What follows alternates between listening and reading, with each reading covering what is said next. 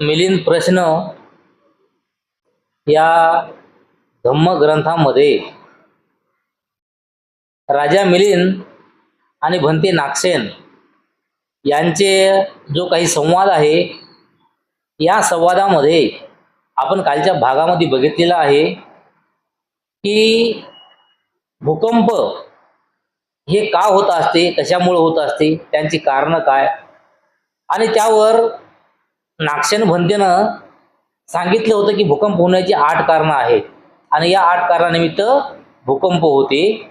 आणि त्यामध्ये वेसंतर राजा, या राजाने आपल्या जवळ असलेल्या सगळ्या प्रॉपर्टीचं केलेलं दान आणि त्यावेळी झालेला भूकंप तो कशा प्रकारे झाला होता, या संदर्भामध्ये सर्व काही आपण काल समजून घेतलं होतं. यानंतर आज शिवीराजाने केलेलं जे काही आपले डोळे आहेत, त्या डोळ्याचं दान या संदर्भामध्ये आपल्याला बघायचं आहे. त्यावेळेस राजा मिलिंद भंतेना म्हणतात की भंते नागसेन, आपल्या लोकांचे म्हणणे आहे की याचकाने डोळ्याची याचना केली असता शिवीराजाने आपले डोळेही दानात देऊन टाकले. अशा प्रकारे तो आंधळा झाला, परंतु त्यांच्या दिव्य प्रभावाने पुन्हा त्याला डोळ्याचा लाभ झाला, असे कथन पटण्यासारखे नाही. उलट असे विधान करणाराच भुचकळ्यात पडू शकतो. हे विधान एकदम खोटे आहे, कारण सूत्रामध्ये म्हटलेले आहे की संपूर्णतः हेतू नष्ट झाला आणि कोणत्याही प्रकारचे हेतू किंवा कारण शिल्लक राहत नाही. अशा स्थितीत महापुरुषाची दिव्य दृष्टी उत्पन्न होऊ शकत नाही. आता या ठिकाणी डोळ्याच्या संदर्भामध्ये जे काही शिवीराजे आहे त्यांचं उदाहरण यासाठी या ठिकाणी सांगितलेलं आहे की शिवीराजानं हे सुद्धा दानवीर होते आणि दानामध्ये त्यांनी आपले डोळे सुद्धा दान केले होते जिवंत असताना. तर जिवंत असताना डोळे जेव्हा दान केले तर त्यांचं जो काही दानाचं जे काही कर्म आहे, त्या कर्मामुळे त्यांना परत दृष्टी आली होती असं म्हणतात. पण खरं पाहिलं तर आता समजा आपल्या जवळ डोळेच नसले तर डोळे नसल्याच्या नंतर आपल्याला काही दिसेल का समोर? तर काहीही दिसत नाही. परंतु या ठिकाणी राजाला असा प्रश्न, राजानं असं ऐकलेलं होतं म्हणून राजा नागसेन भंतेला असा प्रश्न करतात. आणि त्यानंतर परत म्हणतात की भंते, शिवीराजाने जर आपले डोळे खरोखरच दिलेले असतील तर त्यांच्या दिव्य प्रभावाने त्यांचे डोळे पुन्हा परत मिळाले हे विधान खोटे ठरते. आणि खरोखरच त्यांच्या दिव्य प्रभावाने त्यांना दिव्य दृष्टी लाभली होती हे विधान खरे मानले तर त्यांची याचकास आपल्या डोळ्याने दान केले होते असे म्हणणे चुकीचे ठरते. म्हणजे या ठिकाणी राजा मिलिंद काय म्हणते की खरोखर समजा त्या शिवीराजानं जर डोळे कोणाला दान जर दिलेले असतील तर डोळे एकदा दिलेल्या नंतर आपल्याला परत आणखी दृष्टी कशी येऊ शकते? म्हणजे त्याला दृष्टी आली हे खोटं ठरू शकते, किंवा त्याला जर त्यावेळेस दृष्टी असल तर त्यावेळेस दृष्टी जर असल तर त्यांना खरोखरच कोणाला तरी आपले डोळे आहेत हे दानामध्ये दिले होते, ही गोष्ट खोटी ठरते असं या ठिकाणी राजा मिलिंद म्हणते. आणि या कोठ्याची गाठ साधारण गाठीपेक्षाही घट्ट बसली आहे, तीरापेक्षाही अधिक तीक्ष्ण आहे आणि घनदाट जंगलापेक्षाही गहन आहे. असे हे कोडे मी आपणास विचारित आहे, तेव्हा हेही कोडे उकळून द्यावे जेणेकरून धर्म विरोधकाची तोंडे बंद होतील. आणि अशाप्रमाणे नेमकं म्हणजे त्या राजानं डोळ्याचं दान केलं होतं की नाही केलं होतं, आणि डोळ्याचं दान जर केलं तर त्यानंतर त्यांना दृष्टी कशी आली? तर हे एक असं कोडं आहे की या कोडामध्ये सर्वजण परेशान होऊन जातात. एखाद्या जंगलापेक्षाही हे कोडं गहन आहे, म्हणजे न सुटण्यासारखं आहे. किंवा एखादा बाण लागते की नाही, कोणाला बाण मारला समजा तर बाणाची जशी आपल्याला जखम होते तर त्या बाणापेक्षाही तीक्ष्ण असं हे मन आहे. की याच्यामुळे लोकांच्या मनामध्ये असं म्हणजे एक विचार आलेला आहे की नेमकं हे असं का होते किंवा कसं झालं. तर हेही कोडं तुम्ही सोडून द्या, कारण तुम्ही खूप हुशार आहात आणि प्रत्येक प्रश्नाचं उत्तर तुम्ही चांगल्या प्रकारे देत आहात. त्यामुळं हे बी प्रश्नाचं उत्तर मला द्या, ज्यामुळं हे प्रश्नाचं उत्तर ऐकून या जगामध्ये जे जे काही अशा प्रकारचे प्रश्न निर्माण करतात ते त्यांच्या मनाची शांतता होईल असं हे राजा म्हणतील. आणि त्यानंतर नागसेन म्हणतात की महाराज, याचकाला शिवीराजाने आपले डोळे दान दिले होते, यात सुद्धा शंका बाळगण्याचे कारण नाही. आता या ठिकाणी नागशेनमध्ये काय म्हणतात की शिवीराजानं आपले डोळे दान दिले होते, यामध्ये बिलकुल शंका नाही. तसेच त्यांच्या सदाचाराच्या प्रभावाने त्याला पुन्हा दिव्य दृष्टी प्राप्त झाली होती, यात सुद्धा शंका घेण्याचे काही कारण नाही. म्हणजे ज्याप्रमाणे जेवढं खरं आहे की त्यानं ते डोळे कोणाला तरी दान दिले होते, तेवढंच खरं आहे की ते डोळे दान दिल्याच्या नंतर सुद्धा त्याला ते डबल दृष्टी आली होती. मग आता हे कसं, तर या ठिकाणी म्हणजे राजा नागशेन भंते समजून सांगतात. पण त्या ठिकाणी राजा म्हणते की भंते, संपूर्णतः कारण हेतू नष्ट झाले असता आणि आता थोडे सुद्धा कारण किंवा प्रत्यय राहिले नसता, दिव्य चक्षु कसे काय उत्पन्न होऊ शकतील. म्हणजे असे आपण डोळे कोणाला जरी दिले आणि आपण डोळे कोणा देतो, समजा की बाबा मी जे बघायची होती दुनिया ती बघलेली आहे, आता त्या बिचाराने दुनिया बघली नाही तर त्याला बघू द्या. म्हणजे आपला जे काही हेतू असतो, हा हेतू पूर्ण संपुष्टात आलेला असतो की बाबा मी खूप काही बघलेलं आहे. मग असा हेतू ठेवून त्याला जर दुसऱ्याला डोळे जर दिले असेल, म्हणजे याचा अर्थ त्याचा जे काही बघण्याचा हेतू होता ते संपला होता. मग अशा प्रकारचा त्याला कोणता हेतू नव्हता, त्याने डोळ्याचं दान दिलं होतं, तर मग त्याला दृष्टी कशी काय आली. आणि यानंतर नागशेन म्हणते की नाही महाराज, कारणाशिवाय कधीही उत्पन्न होणार नाही. आता या ठिकाणी नागशेन म्हणतात की कोणतंही कारण असल्याशिवाय कोणतंही घटना घडत नाही. म्हणते तेव्हा सर्वथा कारण नष्ट झाले आणि आता थोडे सुद्धा कारण किंवा प्रत्यय राहिले नाही, तर मग शिवीराजास पुन्हा डोळ्याचा लाभ कसा काय झाला, हे तर आता प्रश्न आपण समजावून सांगावे. आणि त्या राजाचा पूर्ण हेतू हा संपुष्टात आला होता, संपला होता, मग त्याला परत दृष्टी कशी काय आली, तर हे तुम्ही मला समजावून सांगा, असं या ठिकाणी मिलिंद राजा म्हणते. मग महाराज, जगात सत्य नावाची वस्तू असून त्यानुसार सत्य बोलणारे लोक त्यावर विश्वास ठेवून सत्कर्म करतात.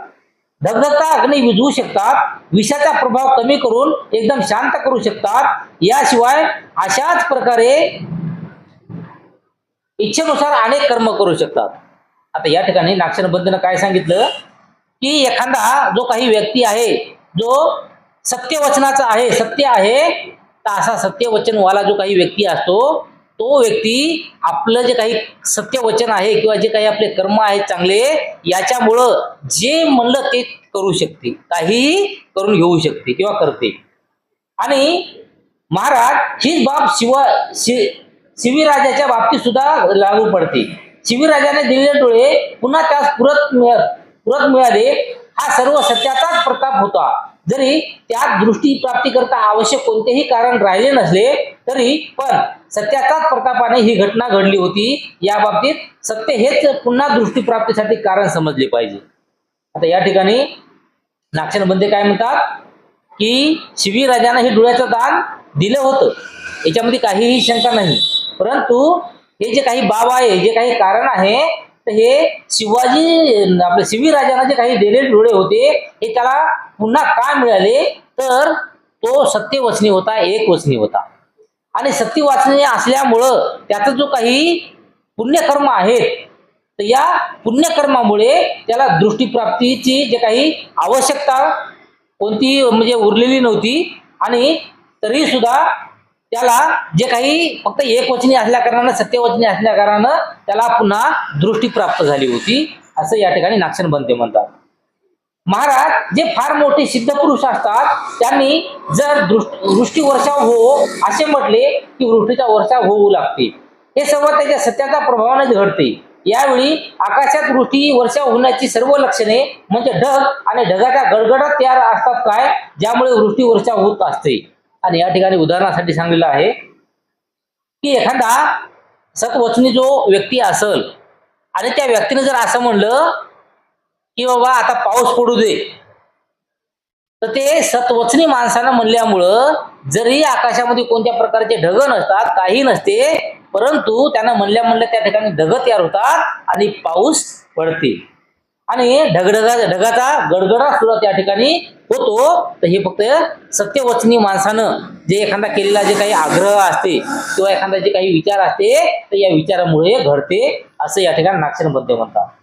मग राजा म्हणते की नाही म्हणते, तेथे तर वृष्टी वर्षाव करावयास त्यांचे सत्यबल हेच एक कारण होय.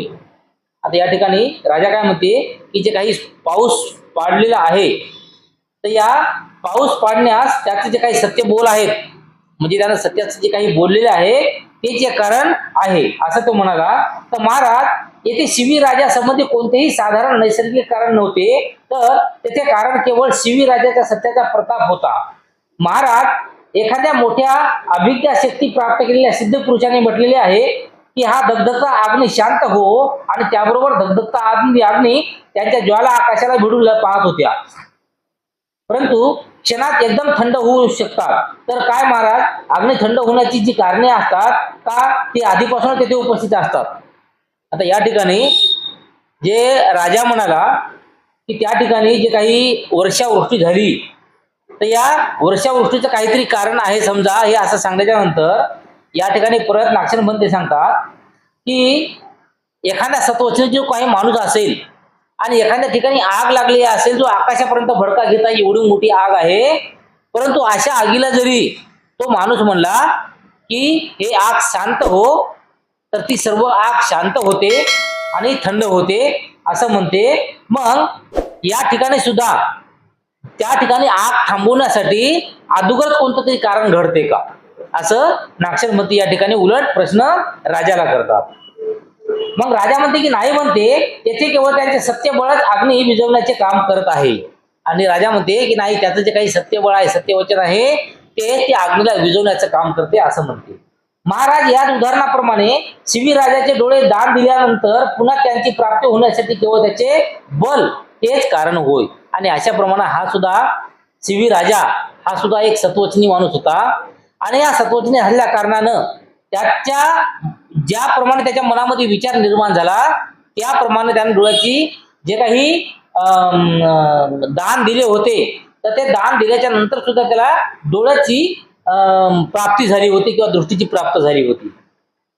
यानंतर नागसेन म्हणतात की महाराज काही असेही अभिज्ञा प्राप्त सिद्ध पुरुष असतात की ज्यांनी हे विष शांत हो असे म्हणतात, त्या विषयाची प्रखरता तात्काळ कमी होते.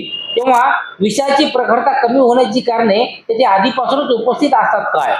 आणि अशा प्रमाणे दुसरं एक उदाहरण या ठिकाणी नागसेन देतात की एखादा व्यक्ती सत्वचनी असेल आणि तो व्यक्ती एखादा त्याच्या समोर कोणतं विष असेल आणि ते त्याने असा विचार केला की हे जे काही विष आहे, तर या विषाचं जे काही जर आहे, जे काही त्याचं गुणधर्म आहे, हे गुणधर्म कमी होऊ दे, तर असा विचार केल्याच्या नंतर त्या ठिकाणी त्या विषाचं जर सुद्धा कमी होते असे या ठिकाणी नागसेन सांगतात.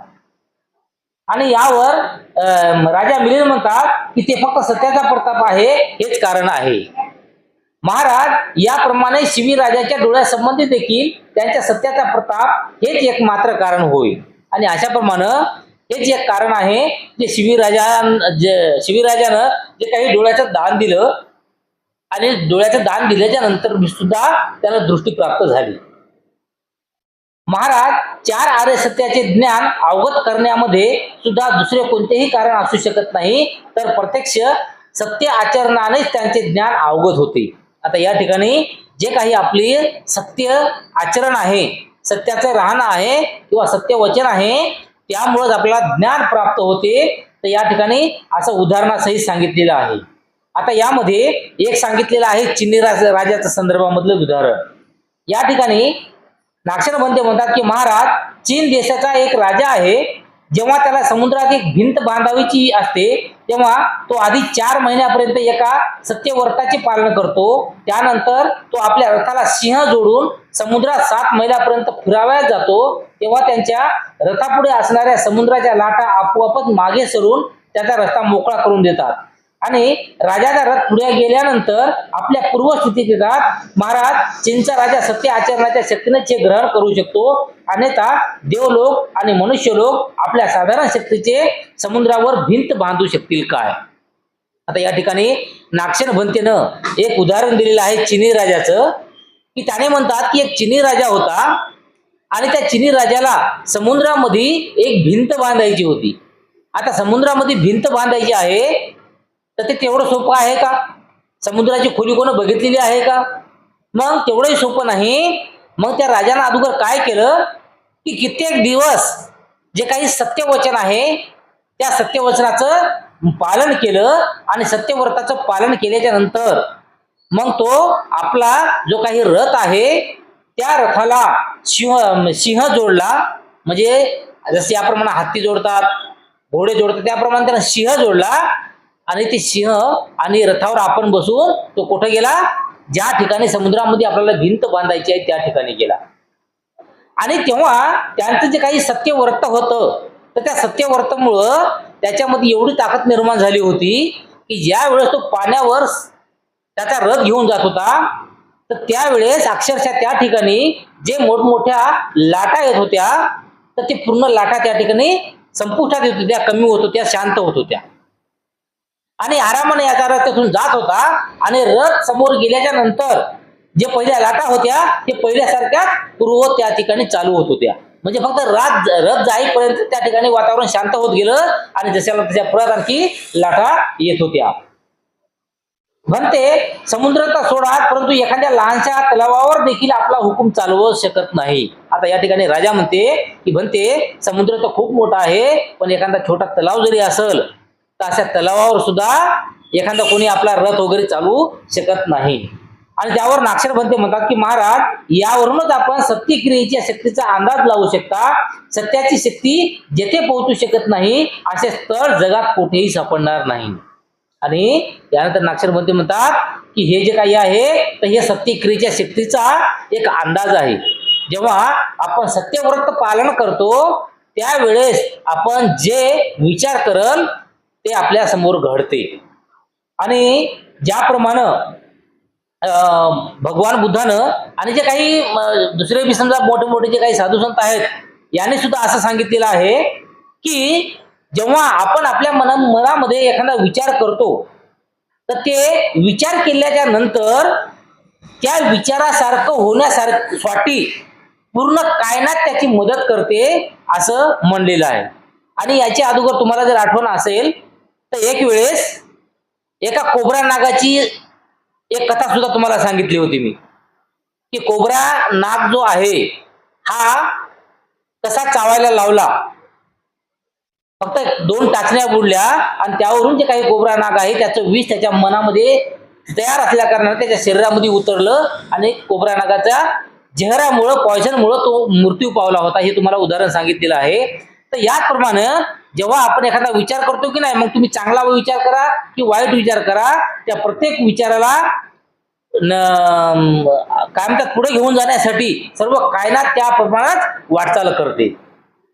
आता यानंतर दुसरे एक उदाहरण आहे की बिंदुमती गणिकेचे सत्यबळ. आता एक गणिका होती बिंदुमती नावाची, तर तिचं सुद्धा सत्यबळ काय आहे या संदर्भात एक उदाहरण या ठिकाणी दिलेलं आहे. मग नाक्षर म्हणतात की महाराज, एके दिवशी पाटलीपुत्र शहरात मगध सम्राट धर्मशोक काही खेड्यातील, काही शहरातील प्रतिष्ठित नागरिक, तसेच काही अधिकारी, नौकर आणि मंत्रीगण इत्यादी सर्वांना घेऊन गंगा नदीला आलेला पूर पाहाव्यास गेला. आता या ठिकाणी नाक्षर काय सांगतात की एक दिवस पाटलीपुत्र जे शहर होतं तर या शहरामध्ये सम्राट धर्मशोक नावाचा राजा, हा राजा खेड्यातील काही माणसं, शहरातील काही, नगरातील काही माणसं, काही त्यांचे अधिकारी, काही नौकर वर्ग, जे काही सैनिक असतील अशा काही लोकांना घेऊन तो एक नदीला पूर आला होता, तर त्या नदीचा पूर बघण्यासाठी तो तेथे गेला. त्यावेळी गंगा नदीला फार मोठा पूर आला होता आणि असल्यामुळे ही दोन्ही थडी तुटुंब भरून वाहत होती. आणि अशामध्ये गंगा नावाची जी नदी होती तर त्या नदीला म्हणतात ना दोन्ही म्हणजे काठोकाठ असं पाणी होतं, म्हणजे नदी फुल भरून वाहत होती. आणि त्यानंतर हे जे काही लोक गेले होते त्या ठिकाणी तर त्यांच्या सर्व आपापसात चर्चा सुरू झाल्या होत्या. तशातच सम्राट अशोकाने सर्वांना विचार कराव्यास लावणारा प्रश्न केला की येथे असलेल्या लोकांमध्ये गंगा नदीचे पाणी उगमाकडे पाहाव्यास लावू शकेल असा कोणी आहे काय. आता या ठिकाणी राजा त्या ठिकाणी एक प्रश्न करते की आपण एवढे सारे येथे आलेले आहोत, तर यामध्ये एखादा व्यक्ती असा आहे का की या नदीचं जे पाणी आहे ते खालच्या दिशेने वाहत आहे, तर हे पाणी ज्या ठिकाणाकडून येत आहे त्या ठिकाणाकडे गेलं पाहिजे पाणी, उलट म्हणजे उलट नदीचा प्रवाह झाला पाहिजे, तर असा करणारा कोणी आहे का. तेव्हा अधिकारी उतरले की महाराज, हे कसे शक्य आहे, एवढे सामर्थ्य कोणाच्या अंगी आहे. आणि त्या ठिकाणी नंतर काही अधिकारी होते, ते अधिकारी म्हणाले की राजा हे कसं शक्य आहे? कोणत्या नदीला एखादं उलट्या दिशेनं आपण कसं काय नेऊ शकतो किंवा एवढी ताकद कोण करू शकतो किंवा कसं होऊ शकते? असं शक्यच नाही असं ते अधिकारी म्हणते. आणि त्याच वेळी बिंदुमती नामक एक वेश्या नदीवर आली होती. तिनेही राजाने केलेला प्रश्न ऐकला होता आणि अधिकारी वर्गाने दिलेले उत्तर देखील ऐकले होते. तेथे असलेल्या सर्वांच्याच मुद्रेवरील पाणी पळाले होते. काही लोक आपापसात कुजकुजत होते. तेव्हा बिंदुमती वेश्येने मनातच विचार केला की येथे असलेले सर्व लोक उच्च कोटीचे जीवन जगणारे सन्माननीय आहेत आणि मी काय स्वतःचा देह विक्री करून कसे बसे जीवनयापन करणारी, हलकटपणाचा धंदा करून जीवनयापन करणारी एक गणिका. परंतु माझ्या या सत्याचा प्रभाव राजाला अवश्य दाखवीन. तेव्हा तिने आपल्यातील सत्य प्रत्यक्ष कृतीत उतरवले. त्याचबरोबर तिच्यातील सत्याच्या प्रतापाने गंगा नदीत गरजत व खवळत उगमाकडे उलटी वाहू लागली. तेव्हा सर्व लोक एक दुसऱ्याच्या तोंडाकडे पाहतच राहिले आणि विचार करू लागले, आतापर्यंत इकडे वाहणारी नदी उलट्या दिशेने कशी काय वाहू लागली, हे कसे घडले? आणि अशा प्रमाणे या ठिकाणी उदाहरण सांगितलं की जे काही गणिका होती, ही गणिका जे काही आपला व्यवसाय करत होती, हा व्यवसाय करत असलेली गणिका या ठिकाणी नदीवर जेव्हा हे राजा आणि त्याचे काही मंत्रीगण यांचं बोलणं चालू होतं, ते बोलणं चालू असताना ती त्या नदीवर होती आणि यांचं बोलणं हे तिला सुद्धा ऐकू गेलं. आणि ऐकू गेल्याच्या नंतर ती स्वतःच्या मनाशी असा विचार करू लागली की हे जे काही राजा वगैरे सर्व काही जे आहेत हे खूप मोठे लोक आहेत, मोठे माणसं आहेत आणि ती अशा प्रकारचा विचार करत आहे. आणि त्यामुळं ती आपल्यामध्ये जे काही सत्य प्रत्यक्ष होतं तर ते कृतीमध्ये आणते आणि त्या ठिकाणी जे बी काही आहे ते शब्द बोलते आणि शब्द बोलल्याच्या नंतर जी नदी आहे ती खालच्या दिशेला वाहू लागली. तर ती अचानक या राजाचं आणि पूर्ण अधिकाऱ्याचं त्या ठिकाणी जे बोलणं चालू होतं, अचानक ते खालचं पाणी वरच्या दिशेनं वाहू लागते आणि वरच्या नदी दिशेनं वाहत असलेलं पाणी बघून हे राजा आणि त्याचे जे काही सर्व अधिकारी होते हे सर्व त्या ठिकाणी परेशान झाले, आश्चर्यचकित झाले की असं कसं घडलं. सरळ वाहत असलेल्या नदीचे एकदम आपला वेग उगमाकडे वळविल्यामुळे आपणास लाटाचा टकराव होऊन मोठमोठ्याने आवाज येऊ लागला. तो आवाज व तो मागे फिरलेला प्रवाह पाहून राजाने आश्चर्यचकित होऊन अधिकारी वर्गास विचारले, अरे ही गंगा नदी आताच्या आताच उलट्या दिशेने वाहू लागली आहे, असे का घडले? आणि त्या ठिकाणी जेव्हा नदी खालच्या दिशेला वाहत होती आणि या गणिकेनं असा विचार केला की लगेच ती अशी गंगा उलट्या दिशेला म्हणजे जिकडून पाणी येत होतं त्या दिशेला वाहायला लागली. आता जिकडून नदी खाली येऊ लागली आणि तिकडून परत त्या दिशेला जर वाहायला लागली तर त्याचं जे काही पाणी होतं त्या पाण्याचा टकराव मोठा होणारच आहे. मग त्या ठिकाणी मोठा पाण्याचा टकराव झाला, पाण्याचा मोठा खूप आवाज झाला आणि हे आवाज बघून पाणी बघून हे राजा आणि त्यांचे काही मंत्रीगण अधिकारी होते तर हे विचार करू लागले की आता पाण्याचा प्रवाह हे खालच्या दिशेने होता, पण आता हा प्रवाह उलट्या दिशेने कसा काय झाला, हे कसं काय घडू शकते? तेव्हा अधिकारी म्हणाले की महाराज, आपल्या पाटलीपुत्र नगरात बिंदुमती नावाची एक वेश्या राहते. आपला प्रश्न ऐकून बिंदुमतीने तिच्या अंगी असलेली सत्यशक्ती गंगा नदीच्या पाण्यावर चालवली. त्यामुळेच ही नदी आता उलट्या प्रवाहाने वाहू लागली. हे ऐकून तिच्यात असलेल्या शक्तीबद्दल राजास आश्चर्य वाटले आणि तात्काळ तो बिंदुमती वेश्येकडे स्वतः गेला आणि म्हणाला, काय ग, तुझ्या अंगी असलेल्या सत्याच्या प्रभावाने ही गंगा नदी उगमाकडे म्हणजे उलट्या प्रवाहाने वाहत आहे असे लोक सांगतात, हे सत्य आहे का? आणि ज्यावेळेस राजाच्या मंत्र्यानं त्याला सांगितलं की एक गणिका आहे आणि ते गणिका सत्यवचनी आहे, त्यामुळं तिनं असं म्हणलेलं आहे आणि ही नदी उलट्या दिशेने वाहू लागत आहे. आणि असं ऐकल्याच्या नंतर राजा स्वतः त्या गणिकेकडे गेला आणि गणिकेला म्हणाला की अशी चर्चा चालू आहे की तुझ्यामुळे सर्व काही घडलं, मग हे खरं आहे का? आणि त्यावर ती गणिका म्हणते, होय महाराज, पण तुझ्या अंगी हे सत्यबळ कसे आले की तू दुसऱ्या कोणाकडून ऐकून असे खोटे तर सांगत नाहीस ना? तू प्रत्यक्ष आगी हलक्या दर्जाने म्हणजे स्वतःचा देह विक्री करून पोट भरतेस, मग तुझ्यात ही शक्ती आली कशी, असे राजाने विचारले. मग राजा त्या गणिकेला काय विचारते की तू तर काही असं जे काही हलकटपणाचं काम आहे तर हे काम करून तुझं पोट भरतोस, मग हे जे काही अशी शक्ती आहे ही शक्ती तुझ्या मनामध्ये कशी आली किंवा तुझ्यामध्ये कशी काय आली, किंवा जे काही असं कोणतरी केलं म्हणून जे गावामध्ये चर्चा चालू आहे की अशा गणिकेने केलेलं आहे, गणिकेने केलेलं आहे म्हणून, तर हे लोकांची चर्चा आहे म्हणून तू खोटं खोटं तर बोलत नाहीस ना, असं राजा त्या गणिकेला विचारते. पण त्यावेळेस गणिका म्हणते की महाराज, हा सर्व माझ्या अंगी असलेल्या सत्याचा प्रभाव आहे. तिने उत्तर दिले. यावर राजा म्हणाला, अगं पण तू भोळ्या बाबड्या लोकांच्या खिशात हात घालणारी, त्यांना ठकून कंगाल करणारी, वाईट चालीची हलकट अव्वल दर्जाची पाप कर्मे करणारी, सद्गुण संयम आणि मर्यादा सोडून सदोदित वाईट कामे करणारी, सदाचारीची पायमल्ली करणारी, विषय वासनेने अंध आणलेल्या मूर्ख लोकांना लुटून जीवन यापन करणाऱ्या स्त्रीच्या अंगी सुद्धा सत्य असू शकते, तर हे कसे काय असू शकते? आता या ठिकाणी जे नाही ते राजा त्या गणिकेला बोलते की तू अशी आहे तशी आहे, पण तरीही हे जे काही सत्यवान किंवा जे काही सत्यव्रत आहे, तर हे सत्यव्रत तुझ्या अंगी कसं काय आहे, हे कसं काय शक्य होते? मग त्यावर ती गणिका म्हणते की महाराज, आपण म्हणाला ते अगदी खरे आहे. आपण वर्णन केलेली कामे करूनच जीवन यापन करणारी मी स्त्री आहे.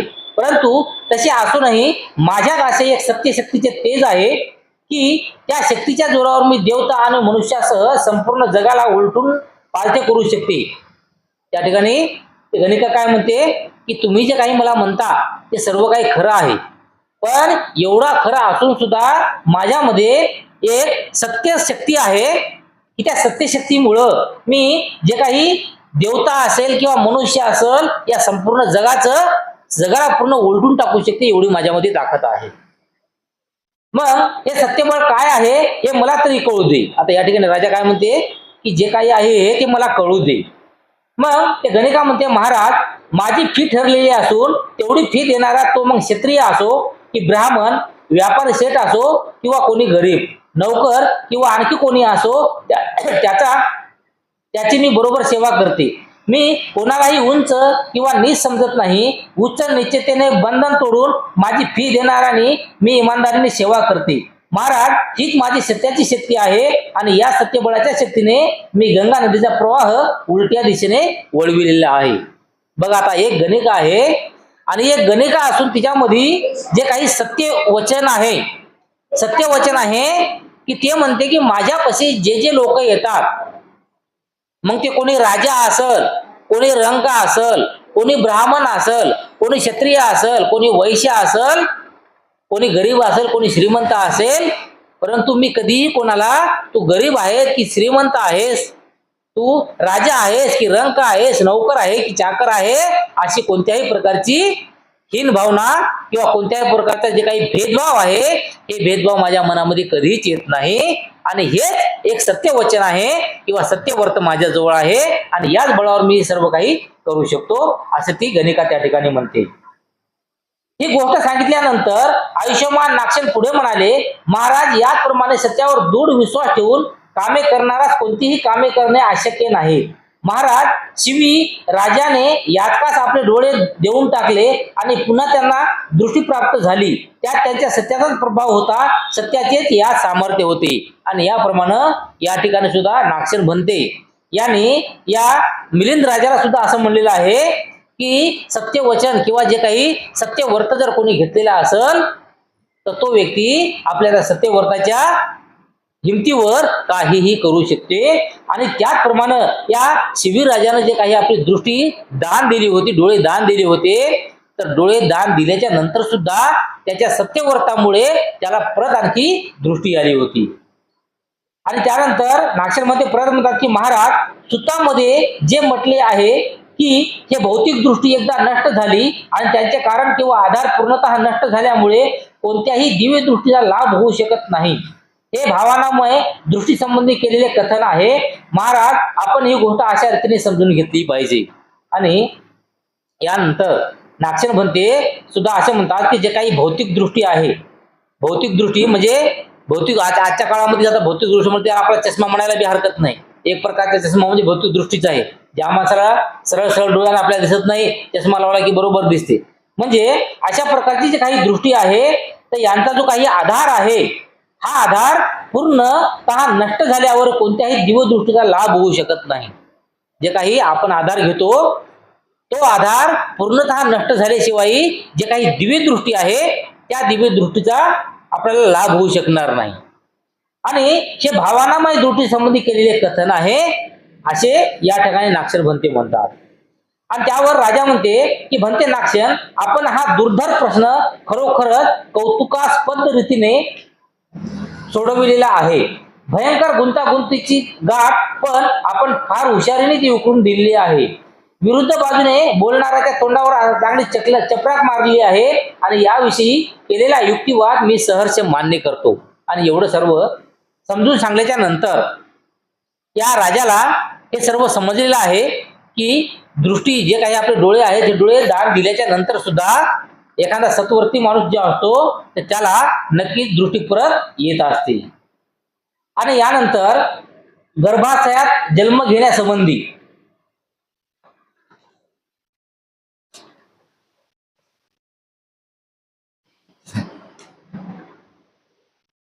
यावेळेस राजा नागसेन भंतेला प्रश्न परत एकदा करते की भंते नागसेन, भगवान बुद्धाने सांगितले की हे भिक्षू हो, 3 गोष्टीचा संयोग झाला असता गर्भधारणा होते. असे जसे आई वडिलाचे मिलन, आई ऋतुमती असणे आणि गंधर्व या तिन्ही गोष्टी एके ठिकाणी आल्या असता गर्भधारणा होते. सर्व ठिकाणी ही बाब लागू पडणारी आहे. कोठेही या बाबतीत कोणीही व्यंग काढू शकणार नाही. हे विधान सवय परिपूर्ण आहे. समजण्याच्या दृष्टीने यातील काही भाग गाळण्याची किंवा यात आणखी काही नवीन भाग जोडण्याची काही आवश्यकता नाही. हे विधान अर्हंत आणि देवता आणि मनुष्य यांच्या संयुक्त बैठकीस मार्गदर्शन करताना केलेले आहे. स्त्री पुरुष उभयांच्या संयोगाने गर्भधारणा होती. आता या ठिकाणी जे काही गर्भधारणा आहे याविषयी या ठिकाणी राजाने 3 कारणं सांगितलेली आहेत या ठिकाणी. आणि यामुळं गर्भधारणा तयार होते असं तो म्हणतो. दुकुल नावाच्या तापसाने परिका नावाच्या तपसीच्या नाभीला ती ऋतुमती असताना आपल्या उजव्या हाताच्या अंगठ्याने स्पर्श केला होता. त्यामुळे ती गर्भवती होऊन तिला साम नावाचा मुलगा झाला होता. आता या ठिकाणी राजाने सांगलेले आहे की हे जे काही 3 कारणं आहेत तर 3 कारणामुळे सरासरी गर्भधारणा निर्माण होते.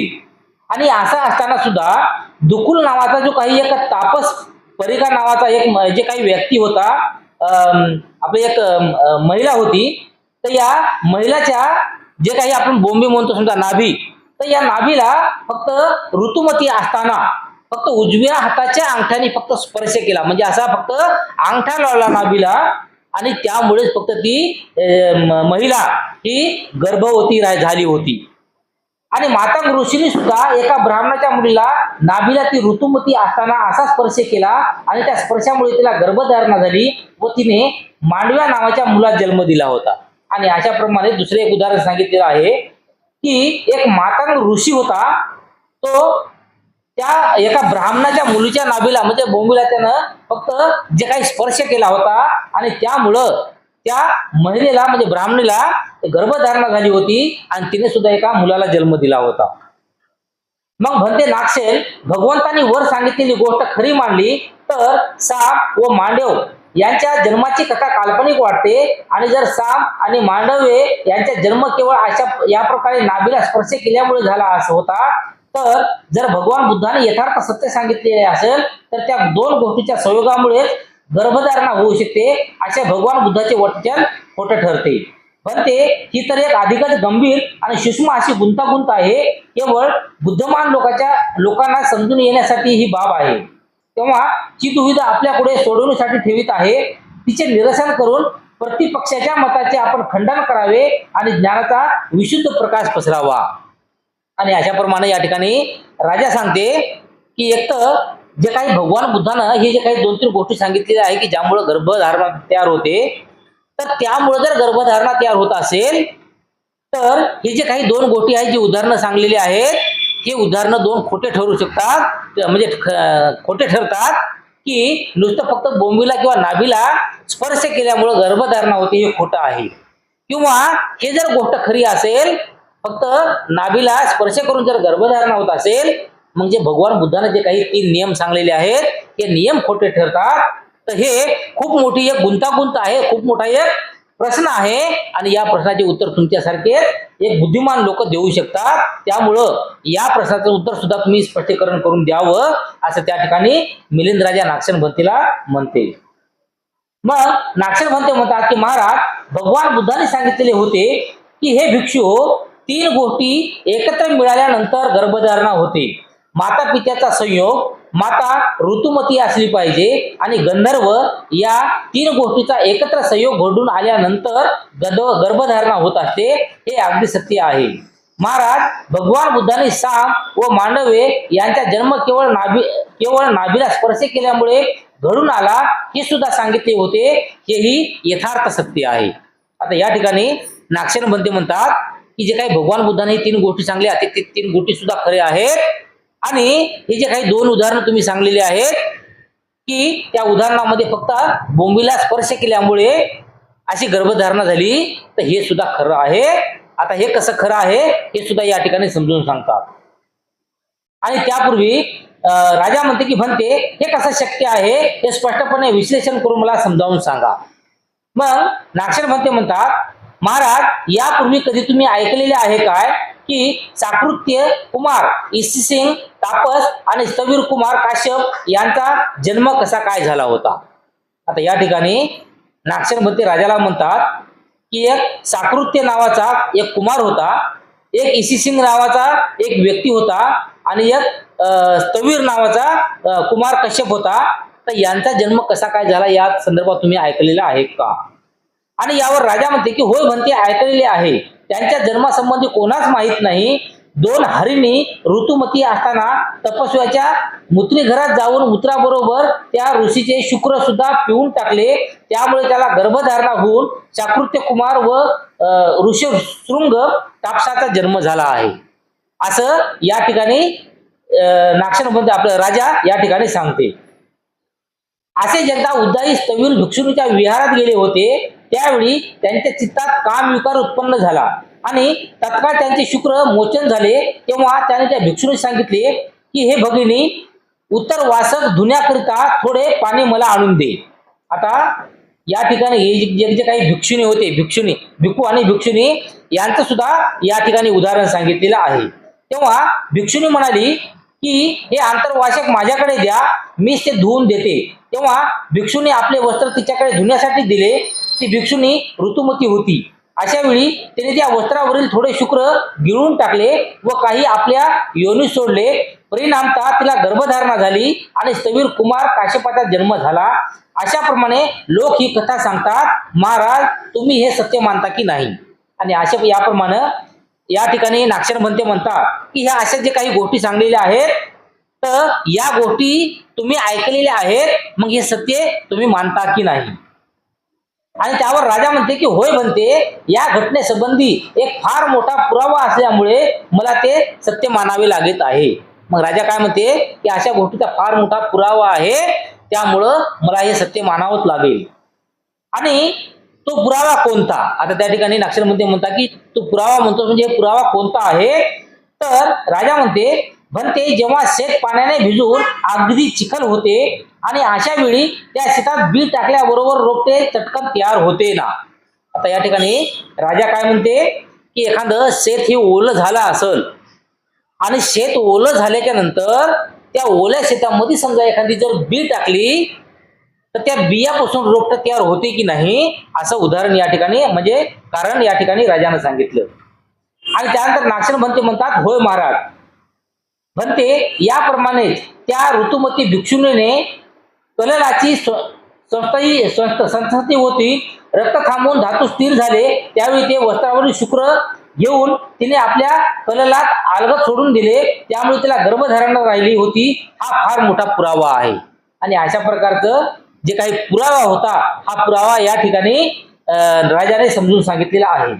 आणि त्यानंतर नागसेनभंते म्हणतात की महाराज, हे तर मीही मानतो.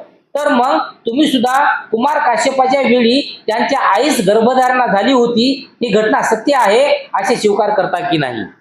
आणि अशाप्रमाणे जे काही कुमार काश्यपाच्या वेळी म्हणजे त्याची आईची गर्भधारणा अशा प्रकारे झाली होती, तर हे तुम्ही स्वीकार करता की नाही, मानता की नाही? मग राजा म्हणते, होय भंते, मी स्वीकार करतो. ठीक आहे महाराज, आता तुम्ही अगदी माझ्याच वाटेवर आलात.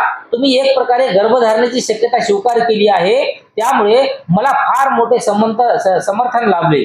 बरे, पण आता हे सांगा की या दोन हरीशीने मूत्रासोबत शुक्र पिऊन टाकल्या कारणाने त्यांना गर्भ राहिला होता, यावर तुमचा विश्वास आहे की नाही?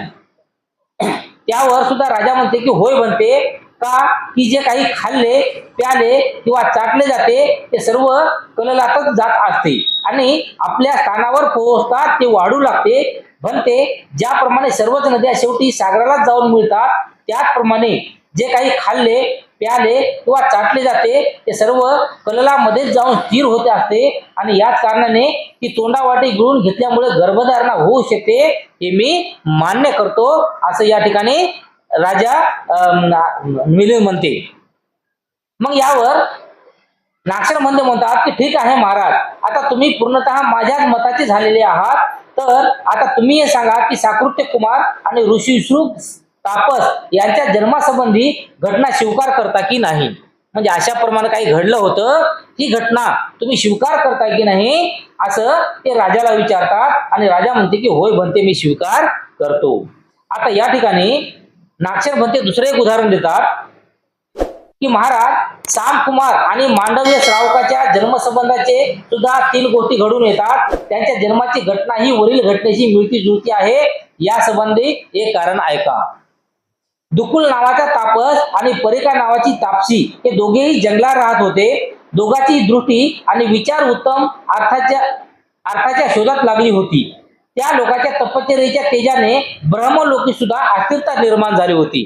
म्हणजे या ठिकाणी एक तापस आणि एक तापसी असे एक जोडपं होतं. ते त्या जंगलामध्ये राहत होतं आणि त्या जंगलामध्ये असताना ते काही ध्यान करत होते किंवा जे काही विचार करत होते आणि अशा विचाराच्या शोधात असताना त्या लोकांची जी काही तपश्चर्या होती, तर ते तपश्चर्या एवढी महान होती, तर त्यांचं जे काही तेज, तपश्चर्याचे काही तेज असेल, तर त्या तेजामुळं ब्रह्मलोक म्हणतात, त्या ब्रह्मलोकामध्ये सुद्धा अस्थिरता निर्माण झाली होती, असं आहे. आणि त्यावेळी स्वतः इंद्र सकाळ संध्याकाळ दोन्ही वेळी उभयताची सेवा करण्यासाठी येत असे. तेव्हा इंद्राने त्या दोघांविषयी मैत्री भावना करीत असता विचार केला की भविष्यात ते दोघेही आंधळे होतील. हे पाहून इंद्र त्या दोघांना म्हणाला, कृपा करून तुम्ही माझी विनंती मान्य करावी. माझी अशी इच्छा आहे की तुम्हाला जर एखादा मुलगा झाला तर तो तुम्हा लोकांची सेवा करेल आणि म्हातारपणी मोठा आधार ठरेल. अशी इंद्राने त्रिवार वंदना केली. आता या ठिकाणी ज्याप्रमाणे जे काही ब्रह्मलोकात सुद्धा अस्थिरता निर्माण झाली होती, तर त्याच्यामधला एक इंद्र, देवामधला असलेला एक इंद्र, हा इंद्र रोज सकाळ संध्याकाळ हे जोडपं ज्या ठिकाणी तपश्चर्या करत होतं, तर त्या ठिकाणी येत होती आणि यांची सेवा करत होतं. मग अशी सेवा करत असताना हे जे काही दोघं जोडपं होते, या दोघाही जोडपाच्या संबंधी या इंद्राच्या मनामध्ये एक प्रेम भावना निर्माण झाली, मैत्री भावना निर्माण झाली. आणि मैत्री भावना निर्माण झाल्यामुळं त्याने असा विचार केला की भविष्यामध्ये हे जोडपं आहे, तर हे भविष्यामध्ये हे जोडपं दोघंही आंधळे होतील. आणि हे पाहून इंद्र जे आहे, तर या इंद्र हे असं बघते समजा त्या दिव्यदृष्टीमुळे, आणि ते त्या दोघांनाही असं म्हणते की कृपा करून माझी विनंती तुम्ही मान्य करावी आणि माझी इच्छा आहे की तुम्हाला जर एखादा मुलगा झाला तर तुम्हा लोकांची सेवा करेल आणि म्हातारपणी मोठा आधार ठरेल. अशा प्रकारे त्या ठिकाणी यानं प्रार्थना केली की तुम्ही नंतर आंधळे होसाल आणि तुम्हाला एक मुलगा होईल. मुलगा झाल्याच्या नंतर ते मुलगा तुमची दोघांची सेवा करेल. हे इंद्रा, राहू देत, आम्हाला तू अशा रीतीने अनर्थ कराव्यास सांगून पुत्राचे प्रलोभनात फसवू नकोस. अखेर हे शरीर तरी किती दिवस टिकणार आहे. नष्ट होणे हा स्वभाव धर्म आहे. ते आज जरी नाश पावले तरी त्यांची आम्हाला मुळीच पर्वा नाही. पृथ्वी कापून तुकडे तुकडे झाले, पर्वत घसरून पडले, शून्य आकाश तुटून खाली आले आणि चंद्र सूर्याचे तुकडे गळून पडू लागले, तरीही पण आम्ही सांसारिक कामभोगात फसू शकणार नाही. आता सांगितले ते पुरे झाले, पण यापुढे मात्र तू आमच्या दृष्टीस पडू नको. पहिल्यांदा आला असता तुझ्यावर आमचा थोडाफार विश्वास बसत चालला होता, पण आता आम्हाला कळून आले की तू आमचे वाईट करते होतास, याचीच विचार करीत आहोत. आणि अशाप्रमाणे हा जो इंद्र आहे, या इंद्रानं या दोघा जोडप्याचा जो काही होणारा जो काही इतिहास आहे त्यांचा, म्हणजे घडणारा भविष्य आहे, त्यांच्या संदर्भामध्ये बघून त्यांना एक चांगला सल्ला दिला समजा की तुम्हाला एखादा मुलगा होऊ द्या, आणि मुलगा जर झाला तर तुम्ही जेव्हा आंधळे होसाल तो मुलगा तुमची सेवा करेल. परंतु हे तपस्वी जोडपं होतं. मग तपस्वी जोडपं असल्यावर याला काय वाटलं की हा जो काही इंद्र बोलते, आम्ही तर तपस्येला बसलेलो आहो असं आमच्या मनामध्ये काही येत नाही, परंतु हा जो इंद्र आम्हाला असा बोलतोय तर हा इंद्र कपटी आहे, आणि आमचं जिथे काही आहे तप वगैरे काही जे चालू आहे तर हे त्याला बरोबर दिसत नाही, असं तो त्या इंद्राला म्हणतात. आणि इंद्राला म्हणतात की तू येथून निघून जाय, तू सुरुवातीला जेव्हा आमच्यापाशी येत होतास तेव्हा आम्ही तुला चांगलं समजत गेलो, पण तू चांगला नाहीस, त्याच्यामुळं आजच्या नंतर आम्हाला भेटायला येऊ नकोस, असं ते इंद्राला म्हणतात. याप्रमाणे त्या दोघांची समजूत घालण्यास इंद्र असमर्थ ठरला. तथापि तो अत्यंत विनयाने हात जोडून म्हणाला, हे महान तपस्वानो, जसे माझे म्हणणे तुम्हाला मान्य नाही तर तुम्ही एवढेच करा की जेव्हा तापसी ऋतुमती आणि पुष्पवती असेल तेव्हा तुम्ही फक्त आपल्या उजव्या हाताच्या अंगठ्याने तिच्या नाभीला स्पर्श करावा, एवढ्याहूनच तिला गर्भधारणा होईल आणि त्यासाठी एवढे पुरेसे आहे. आणि जेव्हा हे जे काही जोडपं होतं हे तपामध्ये पूर्ण गुंतलेलं होतं, त्यामुळं ते जे काही आपला तप आहे या तपाचा भंग करू शकत नव्हते. आणि म्हणून शेवटी या इंद्रानं त्या दोघांनाही विनंती केली की ठीक आहे, तुम्हाला लग्न करायचं असेल तर तुम्ही लग्न करू नका, परंतु जेव्हा काही ते जी महिला होती तर ती महिला ज्या वेळेस पुष्पवती असेल त्यावेळेस फक्त तुम्ही तुमच्या उजव्या हाताच्या अंगठ्यानं तिच्या नाभीला किंवा बोंबीला तुम्ही फक्त स्पर्श करा, एवढं तरी फक्त माझं ऐका, असं तो म्हणतो. आणि एवढं जरी तुम्ही ऐकलं, स्पर्श जरी केलं तरीही सुद्धा तुम्हाला पुरेसं आहे, तुम्हाला पुत्र लाभ होईल, असं ते म्हणते. आणि त्यानंतर हो इंद्रा, एवढे आम्ही करू शकतो, एवढ्यावर आमचा तपोभंग होऊ शकणार नाही असे म्हणून करावयास ते दोघंही तयार झाले. आणि असं म्हणल्याच्या नंतर ते तयार झाले की ठीक आहे, आमचं जे काही तप आहे आमच्या तपाचा भंग यामुळे होणार नाही, त्यामुळे आम्ही एवढं मात्र करू. यानंतर दुसरं एक उदाहरण या ठिकाणी सांगितलं आहे देवपुत्राचं. यावेळी देवलोकी एक पुण्यवान देवपुत्र राहत होता. त्यांचे पुण्य संपल्यामुळे तेथील त्यांचे आयुष्यही समाप्त होत चालले होते. आता तो आपल्या इच्छेनुसार कोठेही जन्मग्रहण कराव्यास समर्थ होता. त्यांनी जर इच्छा केली असती तर तो चक्रवर्ती राजाच्या कुळात देखील जन्म घेऊ शकत होता. तेव्हा देवेंद्र त्याचकडे जाऊन म्हणाला, हे मारीस, ऐक, आपले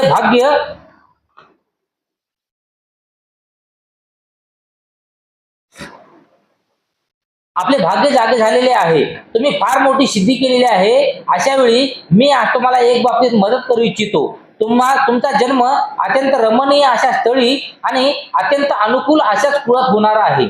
माता पिता तुमचे उत्तम रीतीने पालन पोषण करतील, तेव्हा माझी गोष्ट तुम्ही स्वीकार करा, अशी त्रिवार वंदन म्हणजे प्रार्थना करत आहे.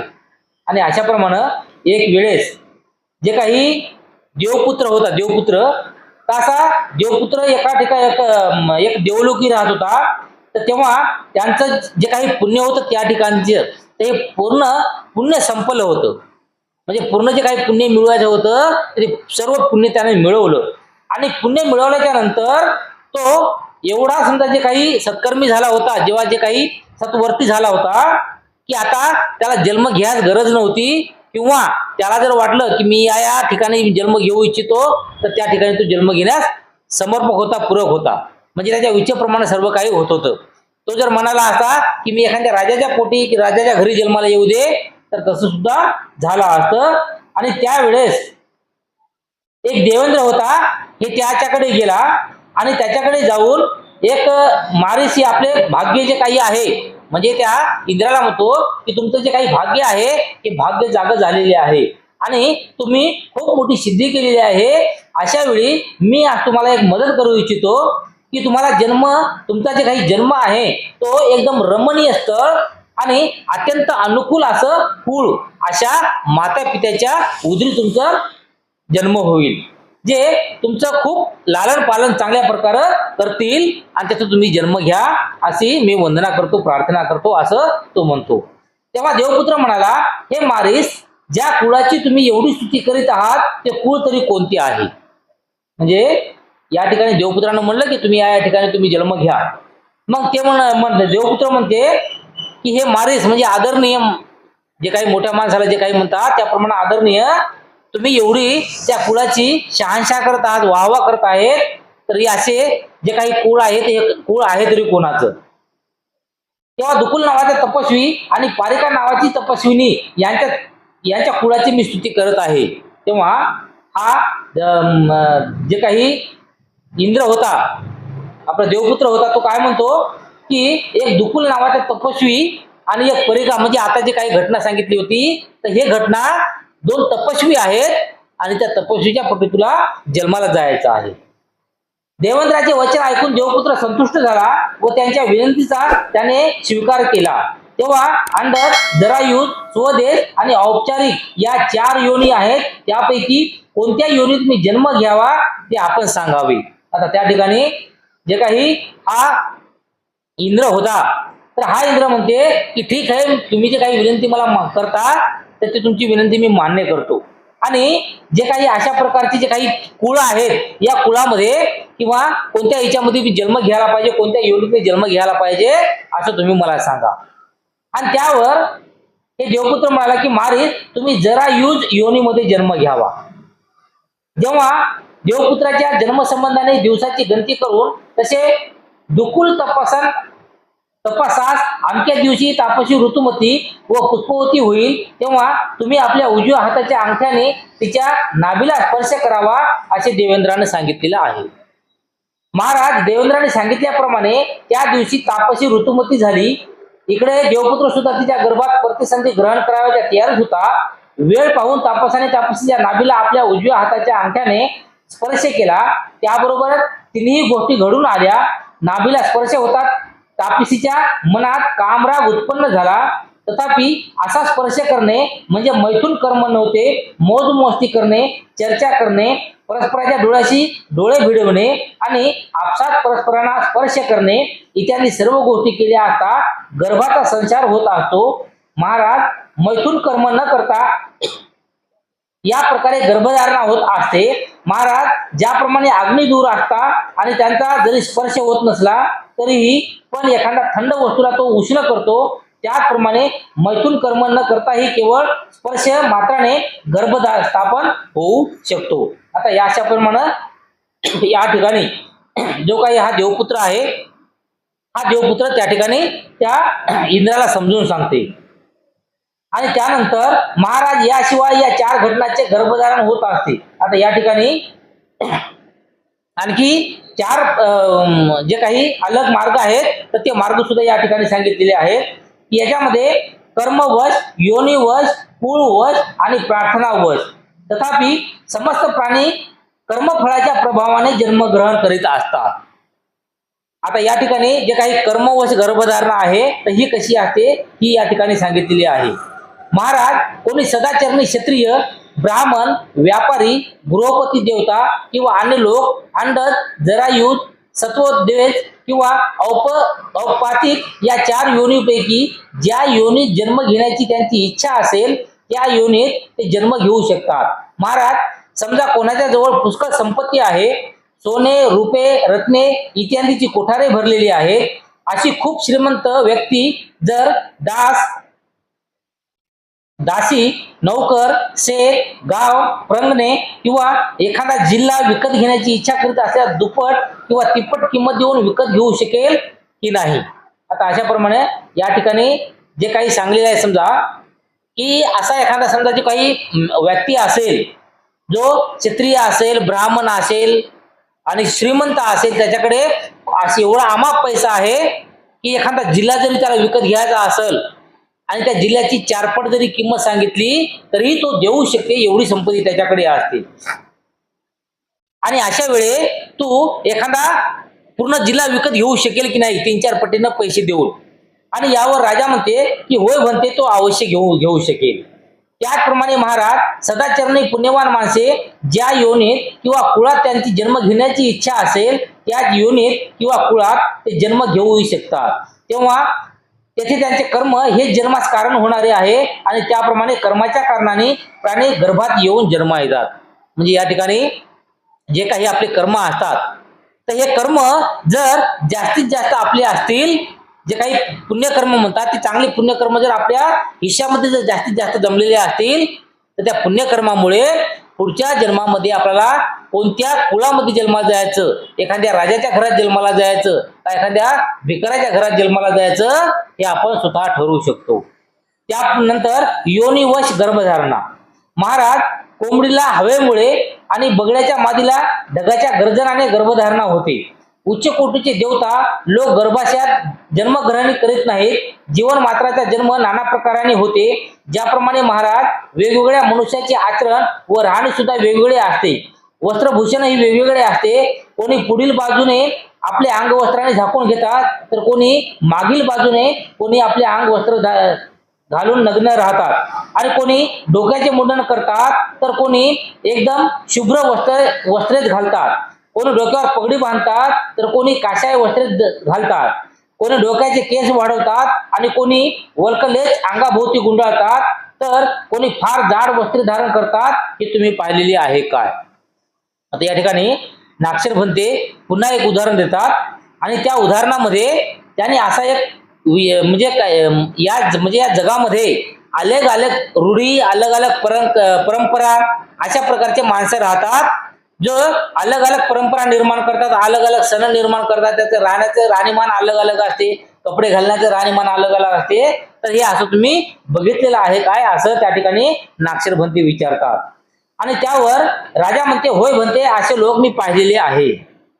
त्याचप्रमाणे महाराज वेगवेगळे प्राणी वेगवेगळ्या प्रकाराने जन्मास येतात. हे सर्व वेगवेगळ्या योनीच्या कारणाने घडते.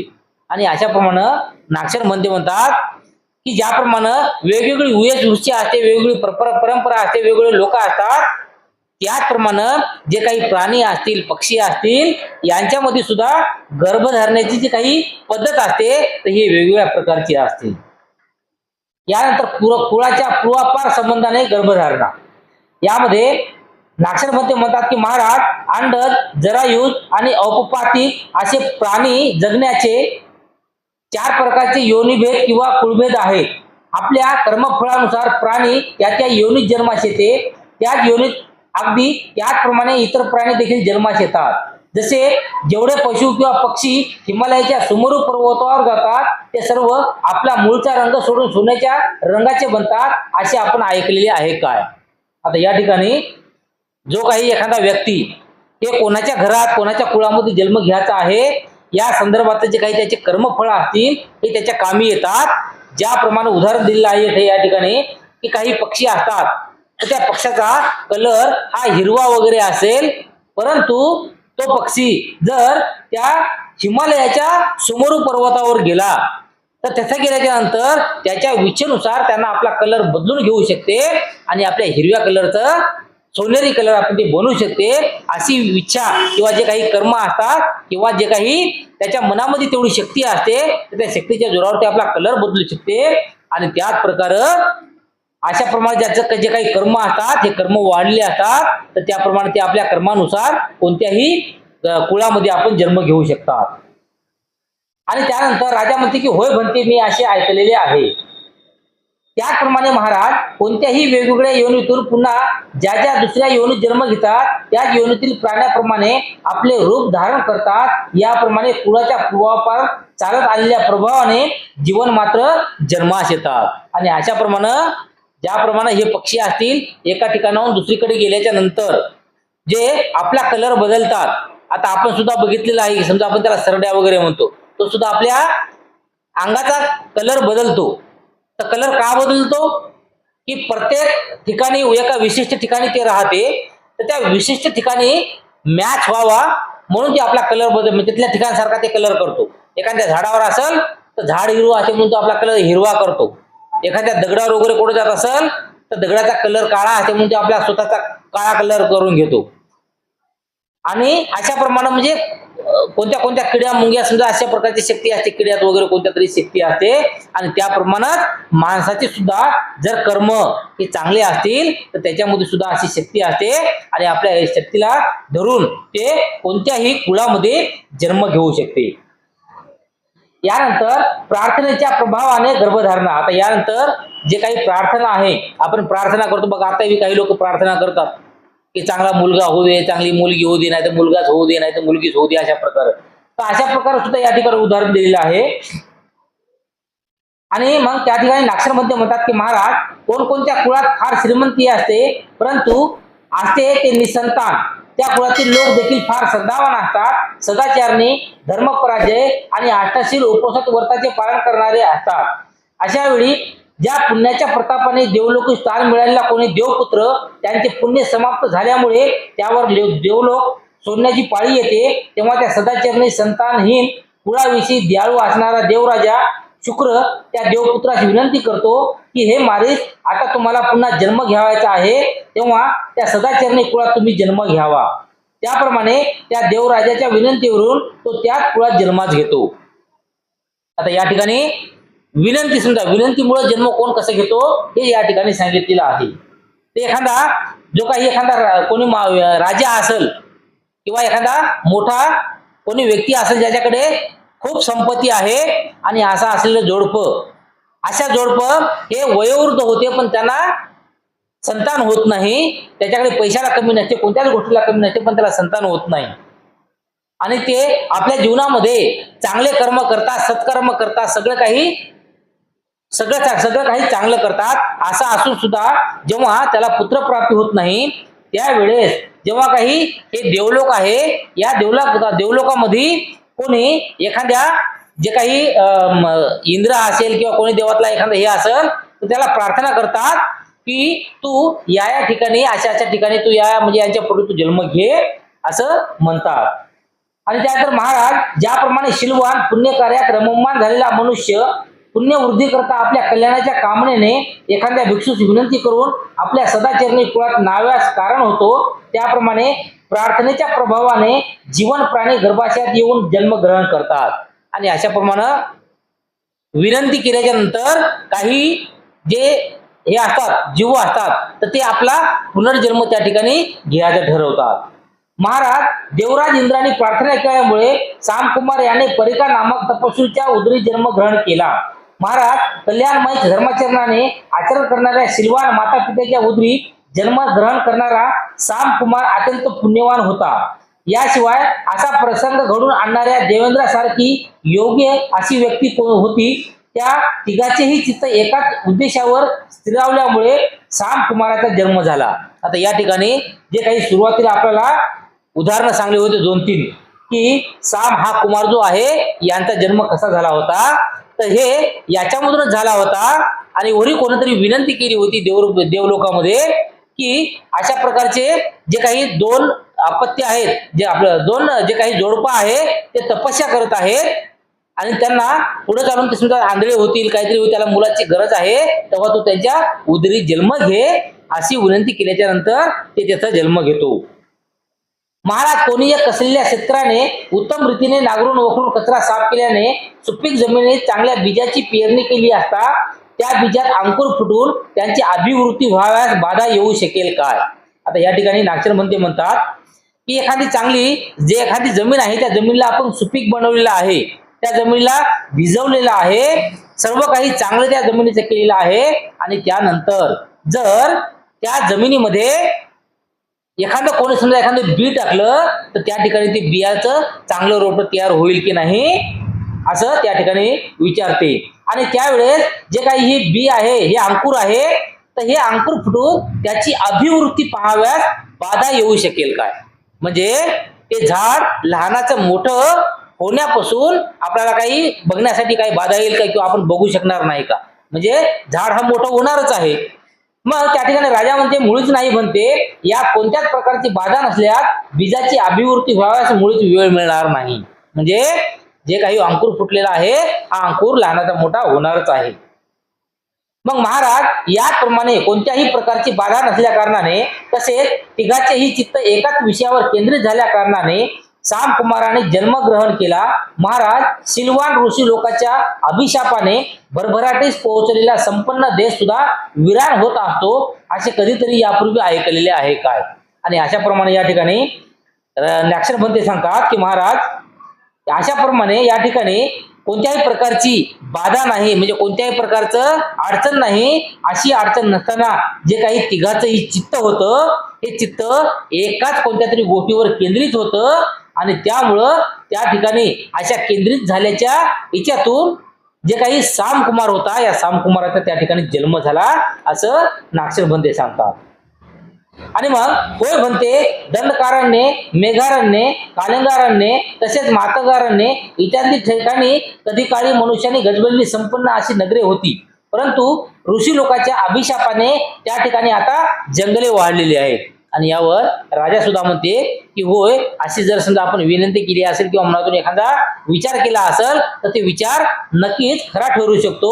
आणि याचा उदाहरणासाठी या ठिकाणी सांगितलं आहे की जे काही दंडकारण्ये, मेघारण्ये, कलिंगारण्ये अशा प्रकारचे जे काही ठिकाण होते, ज्या ठिकाणी अनेक माणसे राहायला होते, परंतु त्या ठिकाणी सुद्धा आता सगळे माणसे कोणीकडनं कोणीकडे इकडे तिकडे गेलेले आहे आणि ते पूर्ण माणसांना गजबजलेली वस्तू जे काही वस्ती होती तर ती वस्ती आता ओसाड पडलेली आहे आणि त्या ठिकाणी जंगल तयार झालेली आहे. महाराज ऋषी लोकांच्या क्रोधास बळी पडलेल्या रमणीय नगराची राख रांगोळी होऊन तेथे असे जंगली वाढून येते, तर प्रसन्न झाले असता एखादी चांगली गोष्ट घडून येणार नाही ते कशावरून? म्हणजे एखाद्या व्यक्तीनं जर कोणाला शाप दिला किंवा कोणाचं वाईट विचार केलं तर त्या वाईट विचारामुळं किंवा शाप दिल्यामुळं त्या ठिकाणचं जी पूर्ण वस्तीच्या वस्ती जर गायब होत असेल, मग ज्या ठिकाणी शाप आहे त्या ठिकाणी काही ना काहीतरी चांगल्या सुद्धा गोष्टी असतील की आपण चांगला जर विचार केला तर एखाद्या जंगलात सुद्धा वस्ती आपण निर्माण करू शकणार नाही का? म्हणजे वस्तीमध्ये जर जंगल निर्माण आपण करू शकू तर जंगलामध्ये सुद्धा आपण वस्ती निर्माण करू शकू, एवढी बी ताकद आपल्यामध्ये असायला पाहिजे. आणि यावर राजा म्हणते की होय म्हणते अवश्य घडू शकते. महाराज हेच कारण आहे की अत्यंत धर्माचरणी तिन्ही व्यक्तीचे चित्त एकाच उद्देशावर केंद्रित झाल्यामुळे सामकुमाराचा जन्म झाला. ऋषीदेव आणि पुण्याच्या प्रभावामुळे सामकुमार जन्मास आला. महाराज ही घटना अशी समजली पाहिजे. महाराज सामकुमार, महानवाद आणि कुश राजा हे तिन्ही बोधिसत्व ठरले. देवपुत्र देवेंद्राच्या प्रार्थनेमुळे कुलात जन्माला आले होते. म्हणते नागसेन, मला आता गर्भधारणा कशी होते हे चांगले समजून आलेले आहे. गर्भधारणेच्या कारणाचा उत्तम रीतीने आपण उलगडा करून दिला. अज्ञान अंधकाराचा नाश करून त्याची ज्ञानाची मशाल उजळली. परस्परात गुंतलेले धागे अगदी न तोडताही वेगळे करून दिले. धर्मविरोधकाचे तोंड काळे पडले. आपण जे सांगितले ते मी मनपूर्वक मान्य करतो. आणि अशा प्रमाणे या ठिकाणी जे काही राजाने विचारले होते की गर्भधारणा कशा कशा प्रमाणे होते, तर यावर जे काही प्रश्न उपस्थित केले होते राजाने, तर या राजानं उपस्थित केलेल्या प्रश्नावर नागसेन भंतेंनी अलग अलग स्पष्टीकरण दिले. आणि स्पष्टीकरण करून दिल्यामुळं सर्व काही या राजाला समजलं. आणि राजाला समजलं म्हणून राजा त्या ठिकाणी नागसेन भंतेचे धन्यवाद मानतो. आणि धन्यवाद म्हणून असं म्हणतो की तुम्ही ही जे काही गुंतागुंतीचा प्रश्न होता किंवा अशा या गोष्टीवर बरेचसे लोक जे काही चर्चा करत होते, तर या गोष्टीचे तुम्ही स्पष्टीकरण करून मला सांगितलेलं आहे. आणि हे जे काही आहे ते योग्य आहे आणि खरं आहे हे मला आता पटलेलं आहे, असं त्या ठिकाणी राजा नागसेन भंतेला म्हणतो. आणि अशाप्रमाणे आजचा हा भाग आपण बघितलेला आहे आणि हा भाग आपण इथे थांबवणार आहोत आणि या ठिकाणी आपण थांबणार आहोत.